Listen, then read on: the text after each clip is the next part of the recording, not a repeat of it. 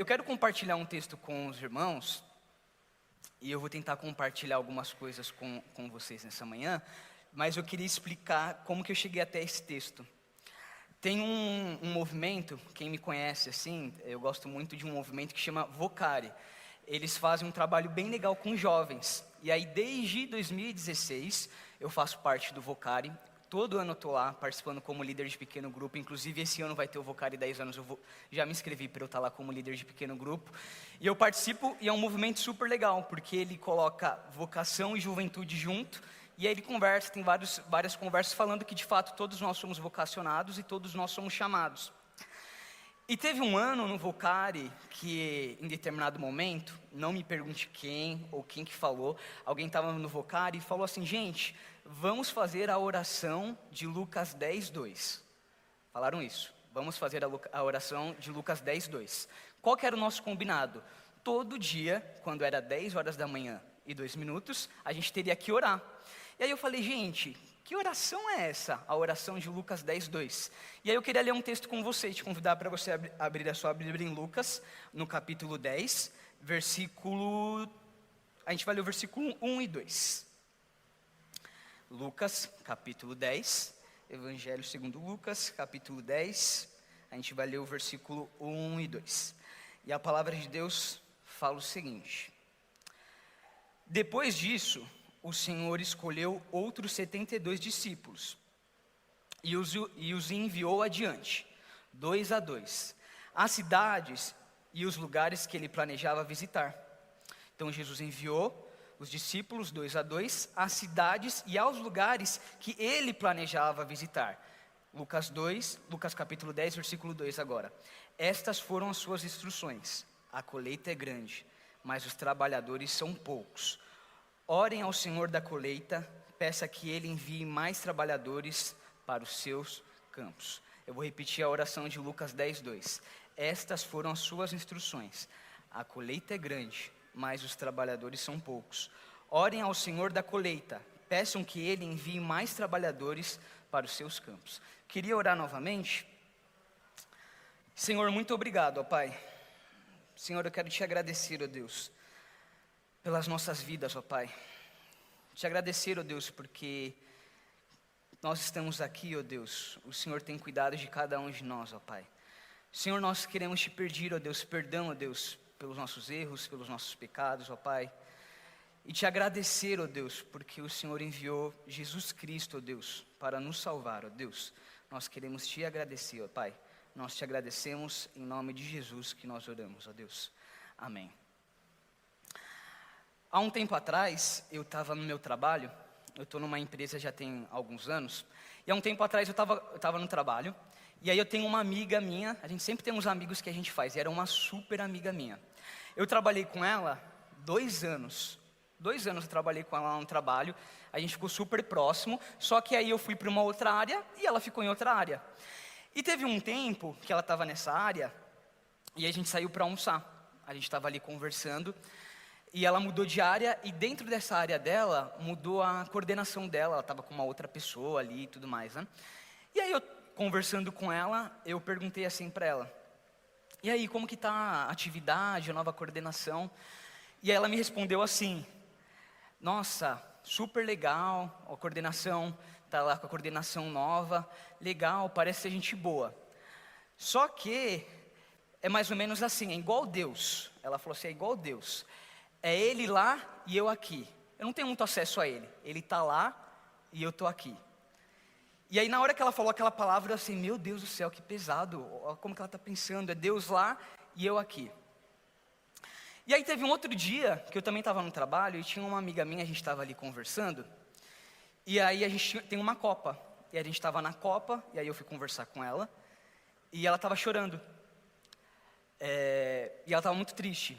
Aí eu falei, puxa, né, conversando com ela, e aí a crise dela era mais ou menos assim, puxa, alguém falou alguma coisa que ela não tinha gostado, ela estava chateada, e ela estava muito nessa da identidade dela, tá ligado àquilo que os outros estavam falando, aí a gente estava conversando, e aí nisso que a gente conversou, eu falei, não, né, em algum momento eu falei, puxa, não é bem assim as coisas, né, confia em Deus, ali falando, e eu fiz um convite para ela, eu falei assim, vamos na minha igreja. vamos na minha igreja um dia, fiz um convite assim, né? Eu achava que ela não iria aparecer na minha igreja, mas teve um dia que eu estava na igreja e de repente aparece ela e o esposo dela na igreja. E aí eles estavam lá, eles apareceram, eu fiquei super feliz que eles apareceram. Eu lembro até que no final, depois que a gente foi conversar, ela falou, puxa, meu esposo super gostou, eu também gostei. E aí teve um outro dia também que eu estava no trabalho, e aí eu estava compartilhando com eles. Eu estava no último semestre de teologia. Eu fiz teologia há 4 anos. E aí no último semestre de teologia, eu estava compartilhando com um amigo meu qual seria o meu tema. Eu acho que a grande maioria dos irmãos que estão aqui na igreja já sabem, né? Que eu pesquiso, gosto muito de estudar sobre tecnologia. E aí eu falei, puxa, eu estou estudando sobre tecnologia e eu estou falando sobre transmissão do culto online. E aí, eu conversando com esse meu amigo, ele falou assim, puxa, eu não sabia que igreja tinha transmissão de culto online. Eu falei assim, a gente tem a câmera, coloca a transmissão, isso lá em 2019, né? E aí, na sequência, ele até faz uma pergunta assim para mim. Ele falou assim, nossa, mas como que funciona o dízimo? Como que as pessoas dão dízimo quando estão assistindo online? E foi até engraçado que uma outra amiga que estava comigo, não, eles fazem um depósito. E eu achei muito engraçado essa fala, porque tudo isso que eu estou compartilhando com vocês foram experiências que eu tive em outros lugares e não dentro da igreja, com amigos ou pessoas que eu gosto muito, que eu estava, e de alguma forma a visão ou a forma como eles estavam enxergando, eu falei, puxa, tem alguma coisa aqui diferente que tá acontecendo. E eu me fiz uma pergunta, o quanto eu compartilho de Deus com os meus amigos, com as pessoas que eu conheço? E eu lembro que essa pergunta, eu acho que até hoje ela me pega muito. Porque eu estava no trabalho um dia e um amigo meu falou assim para mim, a gente estava conversando e aí um amigo meu falou, não sei porque a gente entrou nesse assunto de igreja, e ele descobriu que eu era da igreja. E ele falou assim, puxa, você é da igreja? Eu falei assim, eu sou. Ele falou, eu não sabia e tudo mais. E eu lembro que aquilo me pegou e falou assim, puxa, é um negócio super importante para mim. Ele não sabia, mas eu super entendo, porque eu também acho que eu sou uma pessoa que eu não fico no trabalho, sabe assim, ou em qualquer lugar que eu estou, não precisa ser trabalho assim, querendo falar de Deus toda hora, ou querer assim, não. Eu acho que a nossa vida, ou aquilo que a gente fala, ou aquilo que a gente faz, diz muito mais do que aquilo que a gente fala. Então eu falo assim, puxa, se eu estou vivendo de acordo com aquilo que eu acredito, os meus amigos vão acreditar. Só que eu acho que de uns anos para cá, eu tenho percebido que se a gente não fala, a gente não compartilha, as pessoas não vão saber. E eu queria compartilhar um pouco com vocês o meu testemunho. Eu fiquei pensando a semana toda, eu já estou há semanas, todo dia parece que acontece alguma coisa. Parece que todo dia aparece 10:02 no meu celular. Eu vou mexer no celular, tá 10:02. Ou às vezes eu não entro, parece que é umas coisas meio doido de crente, né, gente? A gente tá assim e fala assim, meu, que negócio doido. E esse versículo tem falado muito ao meu coração. E eu acho que nem todo mundo sabe, eu tô aqui na igreja há 3 anos. E é um negócio muito interessante isso da igreja, né? Porque às vezes a gente tem toda uma história e nem todo mundo sabe o que acontece. E aí eu queria compartilhar algumas coisas com vocês, eu quero ser breve, mas eu queria compartilhar um pouco com vocês. A história ela começa mais ou menos o seguinte. O meu avô, Ernesto, ele casou com a minha avó, Iracema. E eu sei que essa é uma fala que todo mundo fala, mas eu tive os melhores avós do mundo. Eu tive os melhores avós do mundo. Os meus avós foram incríveis. Até onde eu sei da história, eles se casaram em Marília, e aí depois eles vieram para São Paulo. Nessa que eles vieram para São Paulo, eles tiveram 8 filhos. E aí até é interessante, porque eles colocaram assim os nomes. Todas as meninas eram com a letra E. Então tinha a Edna, a Elizabeth, a Eliane e a Elaine. A minha mãe é Eliane. E os meninos eles colocaram com a letra W. Então é Wilson, Wagner, Walter e Milton. Aí eu não sei porque colocaram Milton, que estava... Não me perguntem por quê. É o W ao contrário. Boa. E aí assim, a minha mãe é Eliane. E eu não quero tanto me deter com a história da minha mãe, porque ela tem uma história e eu tenho outra. Mas eu acho que eu preciso explicar um pouquinho a história da minha mãe para vocês entenderem o contexto. A minha mãe, ela casou, né? E aí desse casamento ela teve a minha irmã, a Thalita. Eu brinco que a Thalita, a gente não nasceu juntos, a gente não é gêmeos, mas a gente brinca que a gente é gêmeos. A Thalita é demais. E aí ela casou, teve a Thalita, e nisso que ela teve a Thalita, ela se separou e ela começou a namorar meu pai. E aí, com o meu pai, ela teve o meu irmão, o Thiago. Teve o meu... Depois me teve. Eu e o Thiago, a gente tem uma diferença super... Aliás, eu até o Thiago, a gente tem uma diferença bem pequena, assim, curta. Teve o Thiago e depois me teve, né? E eu e o Thiago, a gente tem essa diferença muito pequena.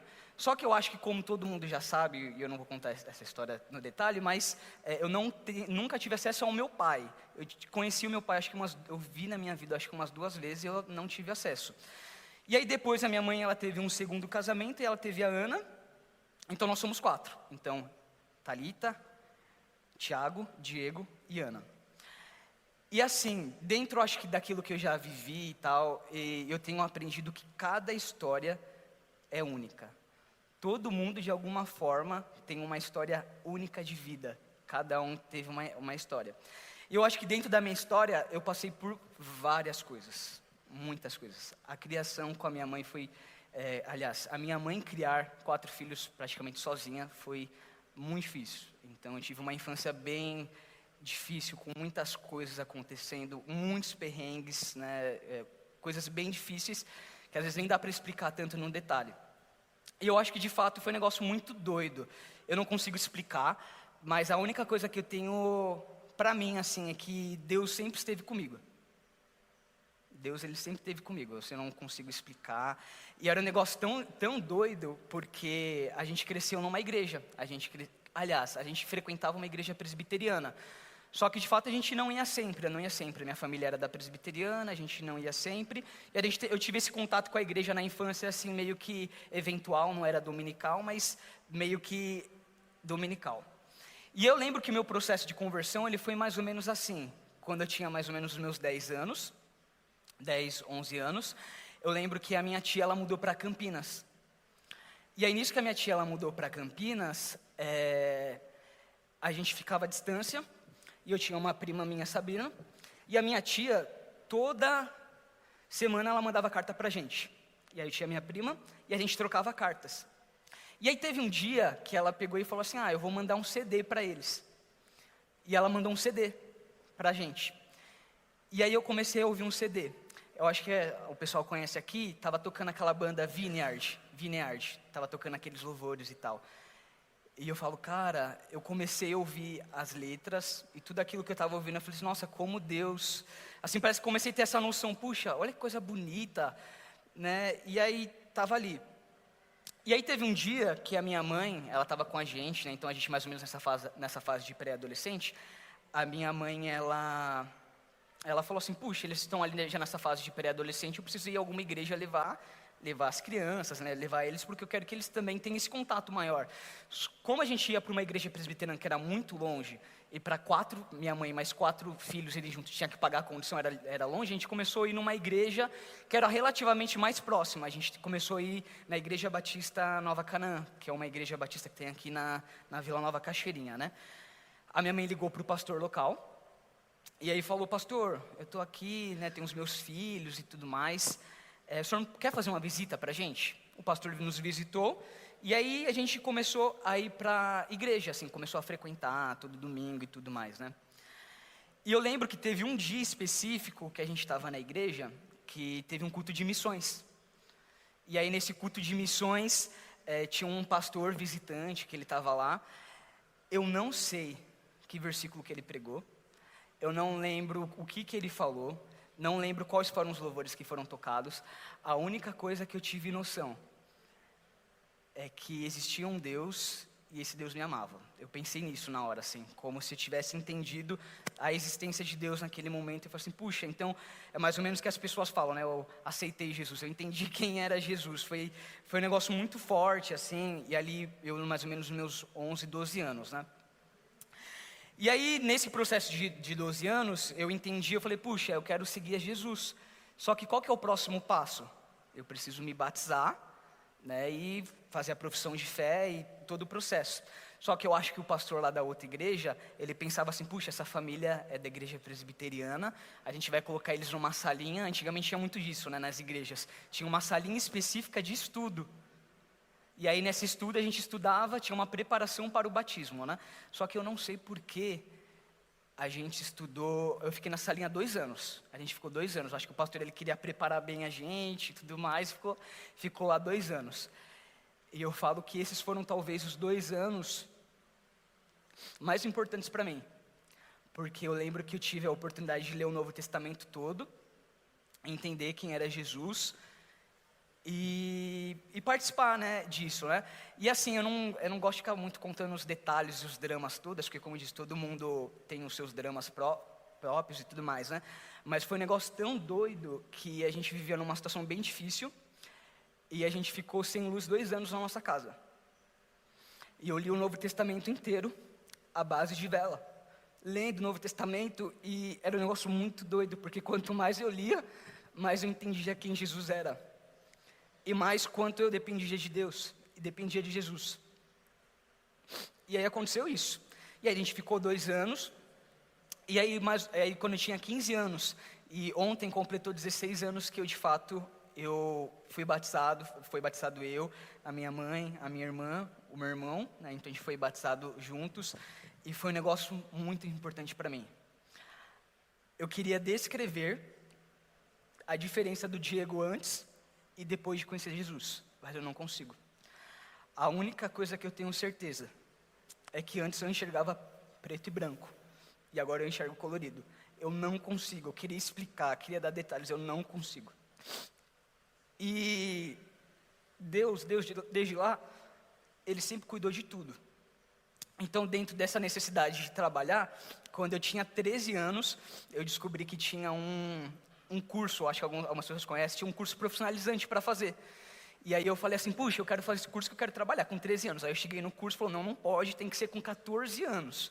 Aí eu falei, tá bom, então eu esperei mais um pouco, com 14 anos, me inscrevi no curso. Aí o curso tinha 2 etapas, você fazia uma prova escrita e depois uma entrevista. Fiz a prova escrita e eu passei. Quando eu fui para a entrevista, eu não passei. Aí eu fiquei chateado e falei, mas eu não vou desistir, eu vou fazer de novo o curso. Aí passou depois, acho que 1 mês, 2 meses, eu tentei de novo o curso. E aí eu comecei a trabalhar, eu fiz o curso, a prova, passei na prova e fui para a entrevista. E aí na entrevista, eu acho que a instrutora que trabalhava, ela falou assim, ele é muito novo, 14 anos para começar a trabalhar é muito novo, não dá. E aí ela me chamou um dia, assim, me ligaram lá e pediram para eu visitar. Aí eu conversei, e ela falou, puxa, você quer trabalhar? Aí eu falei, eu quero trabalhar. E por fim, eu fiz o curso por 6 meses, e aí eu comecei a trabalhar, inclusive, que é na mesma empresa que eu trabalho até hoje, né? Estou há 16 anos nessa empresa. Isso com 15 anos. Dentro dos meus 15 anos, quando eu estava dentro desse processo de igreja e tudo mais, tem várias pessoas na igreja que me abençoaram muito.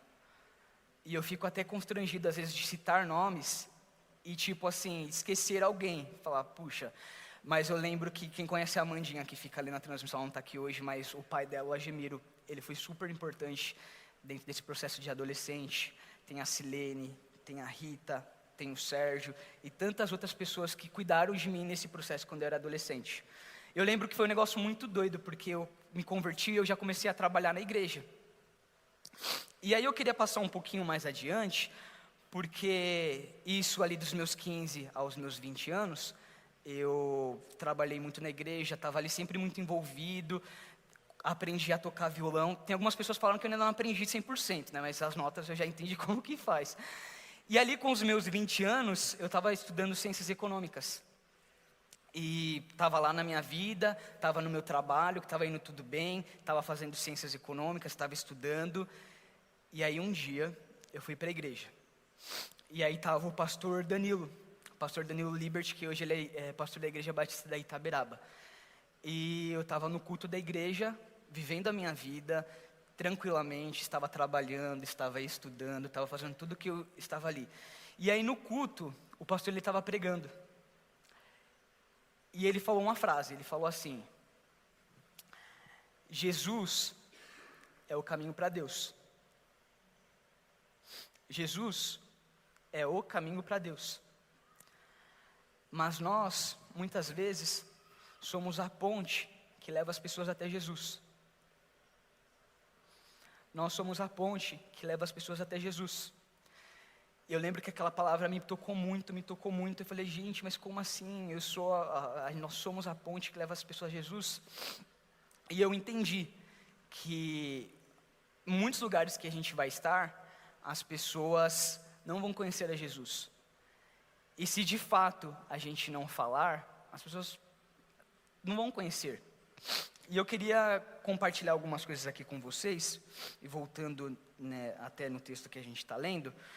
Depois desse dia eu entendi que a minha vocação, né, foi todo um processo, mas eu entendi, puxa, Deus está me chamando para o pastoreio, Deus está me chamando para ser pastor, e isso já tem 10 anos que muitas coisas têm acontecido. Então alguns irmãos já sabem, depois eu terminei a faculdade de economia, fui estudar teologia, vivi várias coisas, e uma coisa que eu tenho certeza, que tudo é graça de Deus. Tudo foi Deus que foi preparando, que foi cuidando. Não tem nada de, puxa, eu me esforcei, né? Claro que fiz o que eu tinha que fazer, mas tudo foi Deus, foi graça de Deus, abençoando. E aí, quando eu olho esse texto, eu penso muitas coisas. Eu acho que a primeira coisa mais importante está no versículo, uma das coisas mais importantes está no versículo 1, porque no versículo 1, ele vai falar assim, eu queria ler com vocês. Ele fala assim: Depois disso, o Senhor escolheu outros 72. Tem algumas traduções que vão falar 70. Então, depois disso, o Senhor escolheu os 72 discípulos e os enviou adiante, 2 a 2, às cidades e aos lugares que ele planejava visitar. E esse é um negócio muito interessante quando a gente lê o versículo. Primeiro, porque Deus nos envia. Deus, ele nos envia. E ele enviou. E não só envia, e é interessante que ele coloca esse senso de coletividade, ele envia 2 a 2. Parece que realmente na caminhada a gente sempre vai ter alguém caminhando junto com a gente. E aí na segunda parte do versículo, é um negócio que me chama muita atenção, que ele fala: enviou adiante 2 a 2, às cidades e aos lugares que ele planejava visitar. E isso é um negócio que eu fico meio, como assim? Jesus, ele queria visitar alguns lugares, ele não conseguiu visitar, e ele enviou aqueles discípulos dele para visitar. E eu penso sempre isso, eu falo assim, puxa, Deus, ele nos envia a lugares que ele nunca esteve. A lugares que ele nunca esteve. Ou de fato ele sempre esteve, mas a gente precisa estar ali anunciando a Jesus. E eu lembro uma vez que eu também estava conversando com uma amiga minha, e a gente estava conversando isso de igreja e tudo mais, e ela, puxa, eu preciso ir em tal igreja, porque naquela igreja é tudo diferente. É aquela igreja, Deus está ali, que tudo mais. E eu lembro que até conversando com ela, eu falei assim, puxa, Deus, ele está em todos os lugares. Deus, ele está na nossa casa, ele está no nosso trabalho, ele está na escola, na faculdade, ele está em todos os lugares. Ele não está ali preso num lugar específico. É isso, Deus, ele está em todos os lugares, né? E Deus, ele envia de fato, ele nos envia para visitar lugares que ele gostaria de estar. E ele nos envia. E eu lembro também de um outro amigo meu, que a gente estava conversando junto, e isso eu estava lá na minha adolescência, e esse meu amigo, ele fazia parte de uma igreja, e ele, puxa, se desviou, foi por um outro caminho, ele não queria mais saber de igreja. E eu lembro que numa conversa que eu tive com ele, ele falou assim, eu tive um plano. O meu plano é o seguinte, eu vou fazer tudo que eu quero da minha vida, e aí no final, eu vou me converter a Deus e tudo vai dar certo. Eu lembro que eu era adolescente, na hora que eu ouvi aquilo, eu falei, gente, como assim, que loucura, né? Tipo assim, eu vou fazer tudo que eu quero da minha vida e no final, e aquilo também me pegou muito, e eu aprendi uma coisa, eu tenho tentado aprender, não desperdice a sua vida. Não desperdice a sua vida. Não desperdice a vida. Eu tenho aprendido isso, eu tenho falado, Diego, não desperdice a sua vida. A vida passa muito rápido. Recentemente eu tive vários casos de saber pessoas que aconteceram alguma coisa e do nada, assim, estava bem e do nada se foram. Não desperdice a sua vida. Então, voltando no versículo, Deus, ele nos envia, e ele nos envia a lugares que ele planejava visitar. E de fato ele não chegou. E aí eu queria voltar agora para o segundo versículo, que fala o seguinte: estas foram as suas instruções: A colheita é grande, mas os trabalhadores são poucos. Orem ao Senhor da colheita. Peçam que Ele envie mais trabalhadores para os seus campos. Orem ao Senhor da colheita e peçam que Ele envie mais trabalhadores. E tem duas coisas também nesse versículo que me chamam a atenção. A primeira é que, de fato, a seara é grande. Existe uma multidão, existe um mundo, existem diversos povos alcançados que não conhecem Jesus. Tem pessoa que nunca ouviu o nome de Jesus. Tem línguas que não têm a tradução da Bíblia, que não têm o acesso que a gente tem da Bíblia. Existem muitas pessoas que não conhecem Jesus, muitas. E de fato a seara é grande, e eu tenho aprendido que de fato os trabalhadores são poucos, o trabalho é muito. Hoje na igreja, eu até brinquei hoje de manhã na igreja, porque a gente chegou aqui de manhã, aí estava só o Júlio sozinho para ligar o som, o projetor, a transmissão e tudo mais, sozinho. E a gente puxa, aí foi só até o exemplo de hoje. Mas é claro que Deus abençoe e agora está cheio de gente lá. Obrigado a todos, obrigado Deus. Mas de fato, tudo isso, eu acho que isso é uma coisa bíblica e eu tenho falado, puxa, a gente já sabe disso, eu não tenho muito o que explicar. De fato, a seara é grande, os trabalhadores são poucos. Mas tem uma coisa no versículo que me chama muita atenção, que é: orem ao Senhor da colheita. E esse orar ao Senhor da colheita quer dizer que não depende de nós, não depende de mim. A gente depende 100% de Deus, 100% de Jesus. E para quem a gente tem que orar e confiar é em Jesus. Orem ao Senhor da colheita e peçam para que Ele envie trabalhadores para os campos. E eu queria compartilhar com vocês, e se eu fosse compartilhar cada testemunho, cada coisa que Deus fez na minha vida, eu acho que eu não ia conseguir falar. Mas eu estou desde essa semana refletindo muito isso. Senhor, o que eu tenho feito da minha vida? Senhor, quanto eu posso de fato estar ali? E eu tenho aprendido, a missão é de Deus. A missão não é minha, a missão é de Deus. Mas Deus, Ele nos chama, Ele nos convoca. E é um negócio muito doido, porque quando a gente vai olhando a Bíblia, Ele vai chamando várias pessoas. E Ele vai ter nesse encontro. Né? O apóstolo Paulo, ele está ali sozinho, está perseguindo os cristãos, ele tinha alguma coisa com os cristãos e estava ali andando, e em determinado momento no caminho para Damasco ele tem um encontro com Jesus, e daquele encontro em diante ele tem a vida transformada. E tem vários exemplos de discípulos, e eu tenho refletido quanto esse encontro com Jesus, quanto eu tenho aproveitado disso, o quanto eu tenho falado para os meus amigos, para os meus irmãos de Jesus, e de que forma eu tenho compartilhado. E tem eu lembro que nessa época de faculdade, que eu estava estudando teologia, eu acho que eu fui um típico seminarista que passei todos os perrengues possíveis no seminário, todos os perrengues possíveis. Comecei lá em 2016, estava trabalhando, super dinheiro apertado, ajudando em casa, fazendo várias coisas. Tinha dia que eu não tinha dinheiro para ir para o seminário, tinha que ir a pé do trabalho e faz várias coisas. E eu lembro que na primeira aula que a gente teve no seminário, eu tive uma professora que ela foi muito importante para mim, que é a Ana Alzira Nascimento.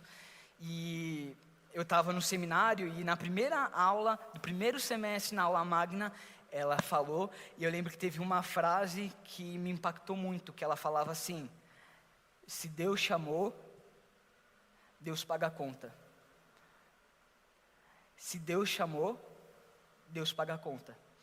E eu lembro que aquela frase para mim foi muito forte, porque eu entendi, falei assim, e a conta aqui não é de dinheiro, não é isso, mas Deus, Ele nos chama e Ele nos sustenta.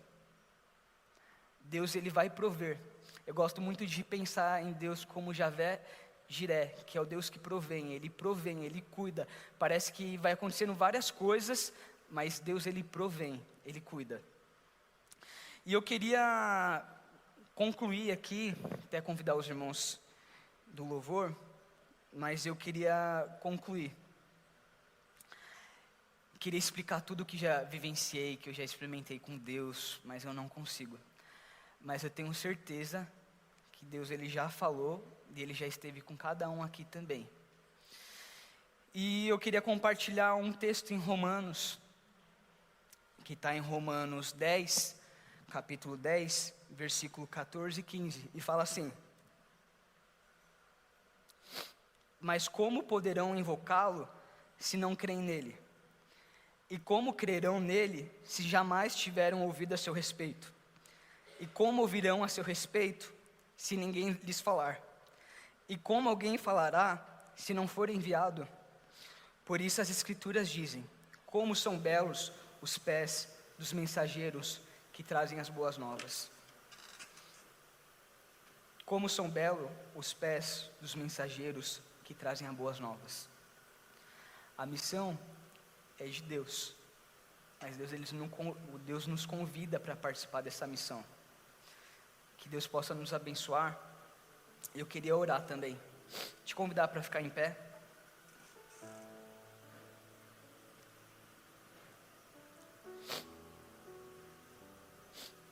Senhor, muito obrigado, ó Pai. Muito obrigado, ó Deus, porque o Senhor cuida da nossa vida, Pai.